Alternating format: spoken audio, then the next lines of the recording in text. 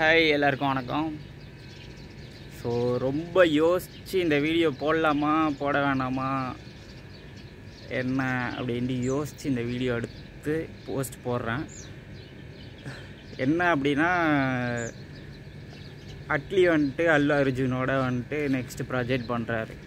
அது இன்றைக்கி ட்விட்டரில் அஃபீஷியலாக சொல்லியிருக்காங்க. நம்ம அண்ணா ஃபேன்ஸு, விஜய் அண்ணாவோட ஃபேன்ஸ், எதுக்கு இப்படி நீங்கள்லாம் வந்துட்டு ரொம்ப ஃபீல் பண்ணுறீங்க அப்படின்னு எனக்கு சுத்தமாக புரியலை. பிகாஸ் அண்ணா வந்துட்டு அவர் மக்கள் பணியில் இறங்கணும், அரசியல் வந்து மக்களுக்கு நல்லது செய்யணும் அப்படின்ற ஒரு எண்ணத்தோட சினிமாவை விட்டு விலகிக்கிறேன் அப்படின்னு சொல்லி வந்துட்டார். பட் இருந்துமே அதை நீங்கள் புரிஞ்சிக்காமல் திருப்பி இன்னொருத்தவங்க பண்ணுற ப்ராஜெக்டில் போய் அண்ணா இல்லையே, இப்படி இல்லையே, அப்படி இல்லையேன்னு ஒப்பாரி வைக்கிறீங்க. அது ரொம்ப வருத்தமாக இருக்குது. கண்டிப்பாக அண்ணாவும் வருத்தப்படுவார்.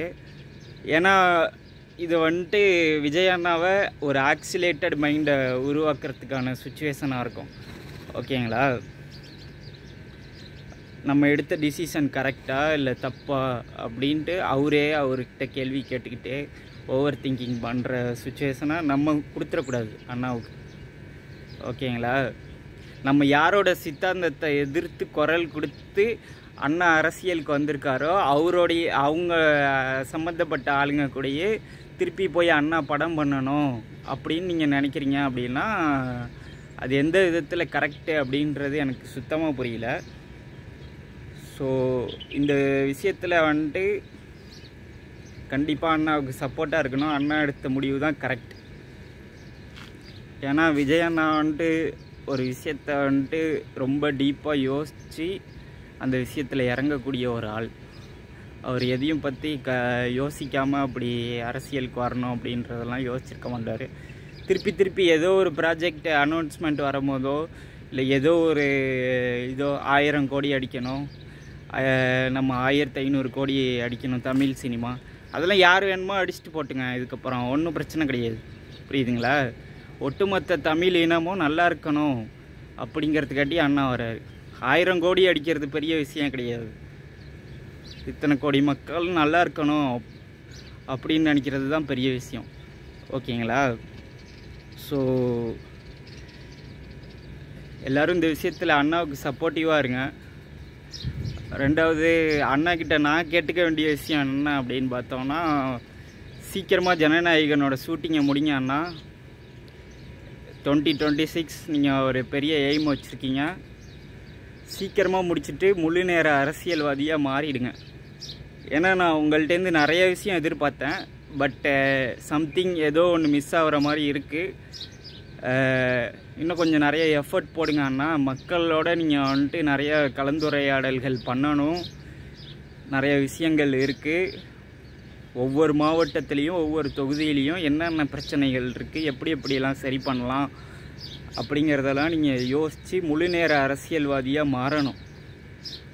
நீங்கள் முழு நேர அரசியல்வாதியாக மாறினா மட்டும்தான் நம்மளால் 2026 எலெக்ஷனில் ஜெயிச்சு நல்ல இது பண்ண முடியும், ஜெயிக்க முடியும்.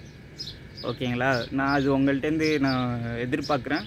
சீக்கிரமாக ஜனநாயகனோட ஷூட்டிங்கை முடிச்சுட்டு சீக்கிரம் முழு நேர அரசியல்வாதியாக மாறுங்க. ஏன்னா நீங்கள் சொன்ன மாதிரி டிஎம்கே மட்டும் நமக்கு காம்படிஷன் கிடையாது. நிறைய பேர் வந்துட்டு நமக்கு காம்படிஷனாக இருக்காங்க. அந்த பக்கம் சீமான் அண்ணா இருக்கார். அவர் தமிழ் தேசியத்தை பற்றியும் ஹிஸ்டாரிக்கலாக அவர் பேசுகிறாங்க விஷயங்கள் பற்றியும் உங்களுக்கு தெரியும். நீங்கள் டெய்லிக்குமே வந்துட்டு ப்ரெஸ்ஸை மீட் பண்ணிக்கிட்டு இருக்கார் சீமான் அண்ணன். பட் நம்ம சைடு பார்த்தோம்னா கொஞ்சம் வீக்காக இருக்க மாதிரி தான் எனக்கு ஃபீல் ஆகுது. ஸோ அந்த வீக்னஸை பயன்படுத்தி தான் இந்த தளபதி ஃபேன்ஸு, நம்ம அண்ணாவோட ஃபேன்ஸ் எல்லாருமே வந்துட்டு வேறு மாதிரியான விஷயங்கள்லாம் கான்சன்ட்ரேஷன் பண்ணிக்கிட்டு அடுத்தவங்களோட ப்ராஜெக்டெல்லாம் பற்றி யோசிச்சுக்கிட்டு அதை பற்றியே பேசிக்கிட்டு அப்படி இருக்காங்க. ஸோ இதுதான் நான் அண்ணாவுக்கு வைக்கிற ரெக்வஸ்ட். உங்களை நம்பி தான் நாங்கள் வந்துட்டு இருக்கோம், நீங்கள் ஒரு மாற்றத்தை கொண்டு வருவீங்க அப்படின்ட்டு. ஸோ தயவு செஞ்சு அண்ணா ஃபேன்ஸ் எல்லாருக்குமே நான் ஒரு ரெக்வஸ்ட்டாக சொல்கிறேன், கதறாதீங்க, அழுவாதீங்க. ஓகேங்களா? நான் கலாய்க்கிறேன்னு கூட நீங்கள் நினச்சிக்கலாம், ஒன்றும் பிரச்சனை கிடையாது. நீங்கள் சொல்கிற இந்த வேர்ல்டு கிளாஸ் ப்ராஜெக்ட்டு இதெல்லாம் இருக்குது பார்த்தீங்களா, இதை விட பெருசாக அண்ணா வந்துட்டு அச்சீவ் பண்ண போகிறாரு. அப்போ வந்துட்டு விஜய் அண்ணா த பிரில்லியன்ட் அப்படின்னு நீங்கள் இன்றைக்கி ஒப்பாரி வச்ச எல்லா ஃபேன்ஸும் அன்றைக்கி ஃபயர் விடுவீங்க. அன்றைக்கி மீட் பண்ணுவோம்.